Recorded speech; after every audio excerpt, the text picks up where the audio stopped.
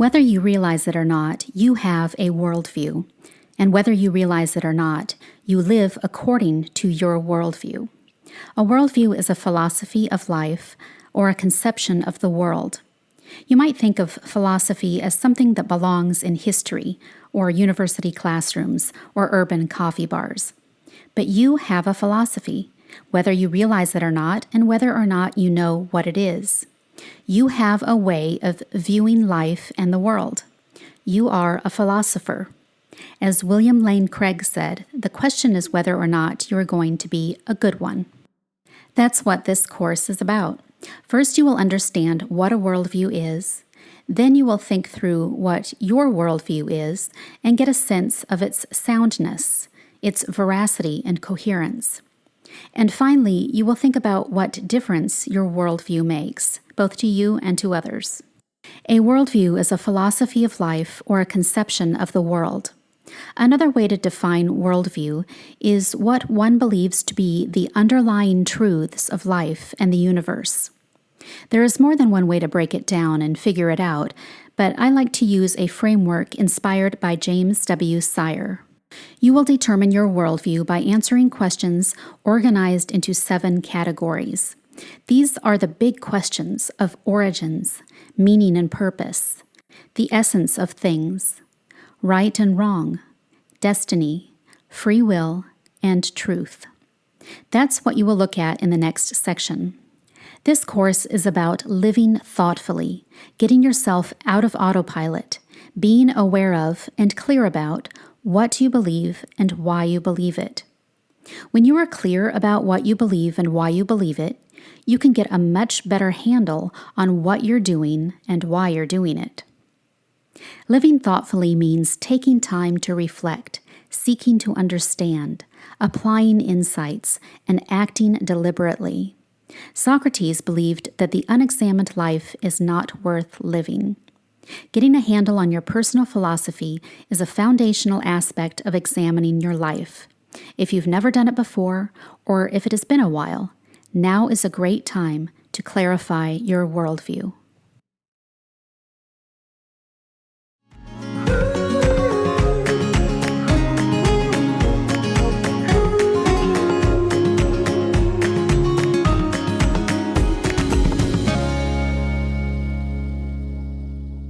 In this course, you will determine your worldview by answering questions in 7 categories: origins, meaning and purpose, the essence of things, right and wrong, destiny, free will, and truth.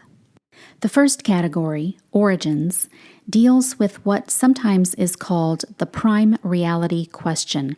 What is the thing or the entity or the process from which everything else comes? How is it that there are trees and tree frogs, Venus and Venus flytraps, lithium atoms and Abigail atoms, dark matter and pancake batter? The universe and everything in it exists. Where did it come from? How did it get here? The second category is meaning and purpose. This shifts us from the how to the why. We first deal with how anything exists, and then we deal with why anything exists. Typically, this is applied to human life, but it is beneficial to apply the question to anything and everything. Often we frame this as a personal, existential question: why am I here? It is also helpful to answer 2 questions that are similar to each other, but that get at 2 different aspects of life. What is life's purpose? And what gives life meaning? The third category is the essence of things. Is there only the physical world, or is there also something beyond physical substance? Is there only the so-called natural world, or is there also something supernatural? Here we deal with the related philosophies of physicalism, also known as materialism, and naturalism.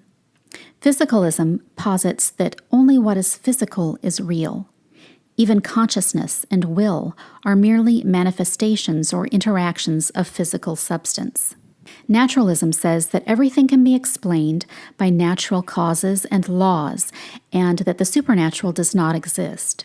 Perhaps the best known example of this is the theory of Darwinian evolution, which posits that natural laws and processes, rather than a creator or a designer, can explain all biological evolution. Do you subscribe to physicalism, or do you believe that there exists something beyond physical substance, things that are non-material, spiritual? Do you subscribe to naturalism, or do you believe that there is such a thing as the supernatural, something or someone beyond or outside of natural causes and laws? We're just scratching the surface in regard to these complex and deep philosophies, and you can go to any depth you choose. For the purposes of this course, it is important to understand the basics and determine which viewpoints you embrace. The fourth category is right and wrong.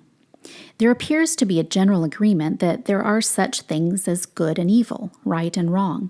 For example, feeding people who are starving is good, and torturing children is evil. Returning a lost wallet to its owner is right, and stealing your neighbor's lawn furniture is wrong. Often it's fairly simple to make these judgments, but explaining the basis for your judgment is more complex. Usually people agree on what is right and what is wrong, but that's not always the case. How do you know right from wrong? How do you differentiate between good and bad? The fifth category is destiny. Everyone's life eventually comes to an end. Then what? What happens at the point of death, after this lifetime? What do you believe is your eternal destiny? What are the various possibilities? The sixth category is free will. Do human beings have free will, or is it merely an illusion? What does free will mean? Is it the same as choice? If free will exists, where does it come from? The seventh and last category is truth. We face the age-old question, what is truth? Is truth absolute or relative? Is there my truth and your truth, or just truth? Who determines what is true? Is truth the same as reality? How can you tell what is true? What is your attitude toward truth? As you can see, I have presented you with huge questions that philosophers have wrestled with for millennia. What answers do you have? It is okay if you don't have certainty. Your initial response to some of these questions might be, I don't know. The main thing is to think it through and consider how you live. Do you live as though this is all there is? Do you have fear or contentment about death? Do you trust a certain moral authority or have what you regard to be a moral compass? Do you live as though you determine the course of your life, or do you believe that it is all beyond your control? Do you strive to know truth and be on its side, or do you seek to make your own truth? You might have more answers than you realize if you just take the time to think through the questions and the way you live your life.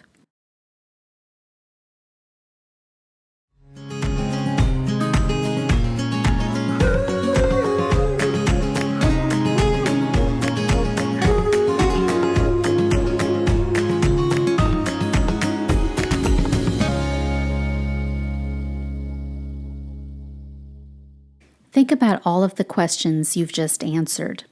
You could have answered them differently. There is more than one way to answer each question. Notice that the questions are of two different types. One type is subjective. An example of this is, what gives life meaning? There is not a correct or incorrect answer to that question. It is subjective. The answers to that question are opinions, not matters of fact. Let's say that Sandra believes that cuddling kittens gives life meaning.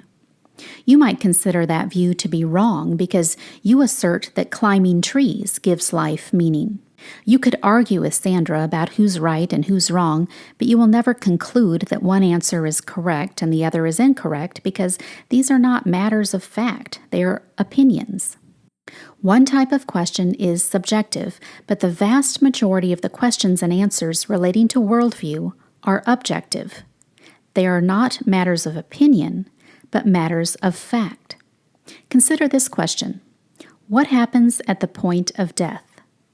The answer to that is not a matter of opinion. Just because we can't know for sure, we can't prove exactly and completely what happens at the point of death, that does not mean that there is not a definitive answer to the question. Let's consider 3 possible answers to that question. Answer number 1. When a person dies, their heart stops beating, their brain no longer receives blood, and their bodily functions cease. That's either true or it isn't, right? That's not an opinion. Answer number 2. When a person dies, the spirit leaves their body and they cease to exist. That's either true or it isn't, right? That's not an opinion. Answer number 3. When a person dies, their soul leaves their body and lives on in a disembodied state. All 3 answers are objective, not subjective. They're either true or they're not. They are matters of fact. They are not opinions. Answers 2 and 3 cannot be proven, but that doesn't make them subjective. They're still either true or false. We just can't know for a fact. Answers 1 and 2 both can be true at the same time. Answers 1 and 3 both can be true at the same time. But answers 2 and 3 cannot both be true. Answer 2 says that the person ceases to exist, and answer 3 says that the person continues to exist. Both cannot be true. Answer 1, as it currently stands, might be considered open-ended. It could go on to say, and then the person ceases to exist. If so, it can no longer be true at the same time as answer 3. The point here is that some beliefs are mutually exclusive. By embracing one worldview, you are rejecting some alternative views.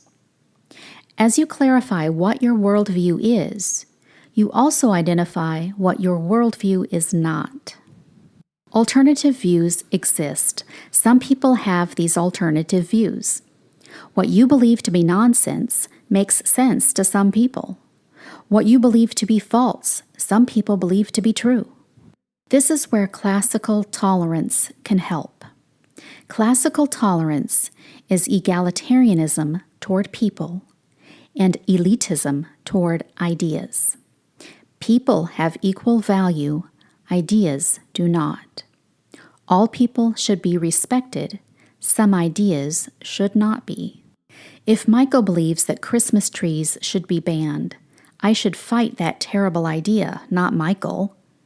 If Jacqueline believes that there should be live banjo and harpsichord music in elevators, I should hate that crummy idea, not Jacqueline. Classical tolerance distinguishes between the person and the person's idea. It comes in handy when discussing worldviews and any beliefs that people hold dear. Such discussions are valuable because they help you see other perspectives and better understand and communicate your own views.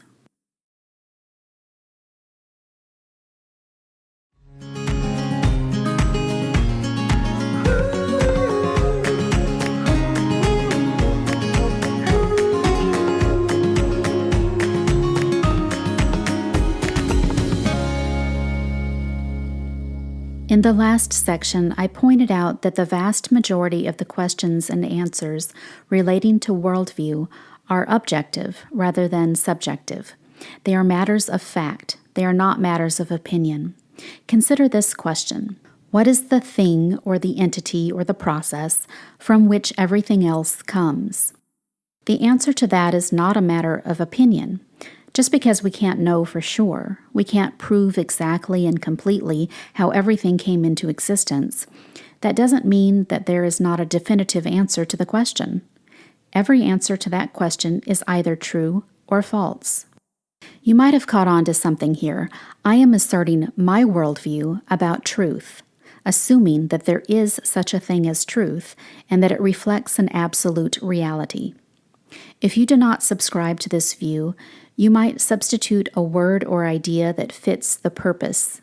Basically, the point is to test your worldview for its soundness, validity, reliability. Does your worldview have a sound basis in logic and evidence? We will look at two ways to test your worldview: evidence and coherence. Evidence is an indicator that something is true. The more evidence, the more likely it's true. Evidence is not equivalent to proof. Proof is overwhelming evidence that something is true, leaving no doubt. Evidence is simply an indicator. It points in the direction of truth. Coherence is the consistency among the various beliefs within your worldview. The more logical the connection among the elements, the greater the coherence of the whole. Let's look more in depth at evidence and coherence. Evidence comes in three categories: facts, reason, and experience. Think of a three-legged stool. A sound belief is like the seat of a stool that is supported by three legs of evidence: facts, reason, and experience. Facts are verified truths or realities. Reason is that makes sense element. If something makes sense, that counts as evidence of its validity. Experience is personal, something that you experience that indicates that your belief is true. Experience can be tricky. If you're the only one with the experience, that is probably an indicator of weak evidence. Experience becomes a stronger piece of evidence if it aligns with facts and reason, the other legs of the stool. Worldviews are typically full of beliefs that cannot be proven, but a lack of proof does not necessarily mean a lack of evidence. Remember that evidence doesn't have to prove, it just has to indicate. It points in a certain direction. When we deal with beliefs that cannot be proven, we should look for the direction that most of the evidence points. We should determine where the weight of evidence lies. Is your worldview supported by the weight of evidence, facts, reason, and experience? We are looking at two ways to test your worldview: evidence and coherence. We've talked about evidence, so let's focus on coherence for a moment. Coherence is the consistency among the various beliefs within your worldview. The more logical the connection among the elements, the greater the coherence of the whole. For example, let's say that your worldview includes the belief that there is only physical substance, as well as the belief that when a person dies, their soul lives on as a disembodied spirit. These two beliefs do not connect logically. They cannot both be true. That worldview lacks coherence. Usually, a lack of coherence is far more subtle than that. Let's say that I believe that everything exists because there is an omnipotent creator, and I believe that the standard for what is right is what seems right to me. Those two beliefs don't seem to correspond to each other. A strong argument could be made that if there's a creator of everything, that creator, not I, would determine what is right. Your worldview deserves thought because it deserves evidence and coherence. Examine your worldview piece by piece and put it through these two tests of evidence and coherence.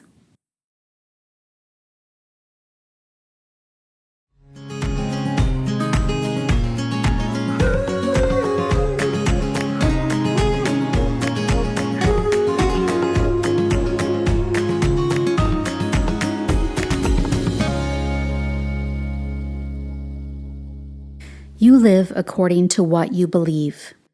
If you believe that the way you live your life has an impact on what happens after this lifetime, you conduct your life in a certain way.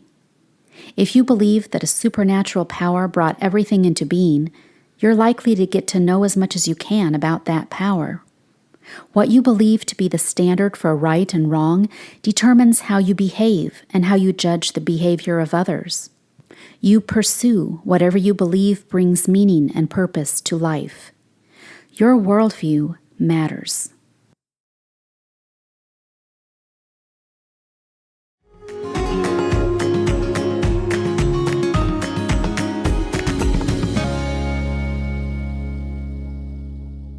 How likely is it that 100% of your beliefs are true? As you test your worldview for validity, examining its evidence and coherence, you might find that a piece of your worldview isn't valid. That can be disturbing. If it's a belief that you hold dear, you might find that it's difficult to let it go. Here's where your priorities and agenda come into play. If you could discover the truth about what you believe, would you really want to know? I've been faced with this question, and my gut instinct at the time was no. I'd rather go on thinking that what I believe is true. But as time went on, my answer to that question bothered me more and more.